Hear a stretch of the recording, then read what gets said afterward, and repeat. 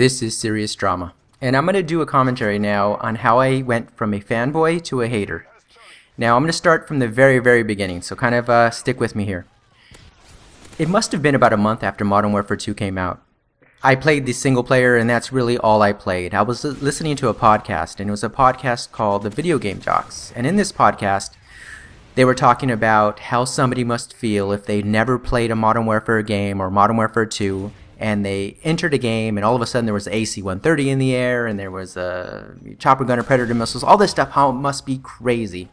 So up until that point, I had never even played the multiplayer at all. So I decided, I want to see what that looks like. Let me check it out. So I started, popped disc in, been playing online ever since, pretty much. But I sucked really bad. I mean, it was a chore for me to get even 10 kills in a game. Okay, so eventually what happened was I, headed to YouTube to find out tips to try to get a little bit better. And I ran across a guy that was about my age and spoke very well. I was very impressed by the way he was able to communicate, and his name was Woody's Gamertag. I became a huge fan of Woody's Gamertag to the point where if he didn't upload daily, I would get pissed. And I would send him messages like, dude, what's up? Why are you so lazy? See, I didn't understand the whole, YouTube is a hobby thing. I didn't comprehend a lot about YouTube at the beginning. I didn't even subscribe to him. I just pretty much bookmarked his page and would go there just about every day, every other day to see if he had a video up. And I became a huge fan of his because I felt that he would really give tips to people who really needed them, to the real newbie players, to the people that were the newest at the game. And I learned a lot from him. And I'm sure many of you out there are really good at the game already and don't need the kind of tips that I needed back then. I needed just the basics. I could barely manage to walk around the map effectively, okay? So he was a really big help to me. And as I started listening to his commentaries and stuff, you kind of get to know the person. And I just felt that he was in the IT field, so was I. Just a lot of things in common, right? So automatically I'm going to gravitate toward him and to his style of commentary and his style of gameplay. Now, somewhere along the line, it kind of turned for me, where instead of being appreciative of what he would put out there, I became kind of resentful. And I didn't know how many subscribers he had. I didn't know any of that stuff. None of that mattered to me whatsoever, okay? But it seemed as though that somewhere down the line, he would do commentaries, and then he mentioned that his son had autism. And that kind of struck a chord with me. It's kind of like, dude, what are you doing on YouTube making stupid gameplay videos when you have a child at home that's in need? Spend your time with your kids. And I would write stupid ass comments like that every once in a while, like, forget YouTube, spend time with your son.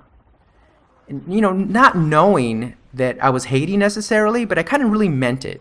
And as he just never responded to me, it would be kind of like an insult to me because I didn't know how many people were actually commenting. I didn't understand anything about it. It was kind of like, hey, I'm offering up words of wisdom to this guy and he's not following my advice. He's a dickhead. That's pretty much what I thought, right? So I didn't understand, how many messages he would get and all that type of stuff. So I still watched his videos, but kind of differently, And then what really threw me over the edge was when he started doing game battles. Oh, forget about it then. I was like, no way. I'm never watching another one of this. I'm never watching another video of his again. He's supposed to be here for us, the really new players. Now he's doing game battles? The guy's a fraud. He's really a beast at this game, and he's a fraud. He's not new like us. He doesn't struggle like we do. I can no longer relate to him. Now, sounds pretty silly, right? But that's the reality of it. That's the way I felt about it. And, it took me a while to realize that just because he made YouTube videos didn't mean he wasn't paying attention to his son and didn't care about his son. He had a much longer term goals in mind. He wasn't short-sighted. Now look at, he was able to stop working. He's able to spend all the time in the world with his son. He's made YouTube a career.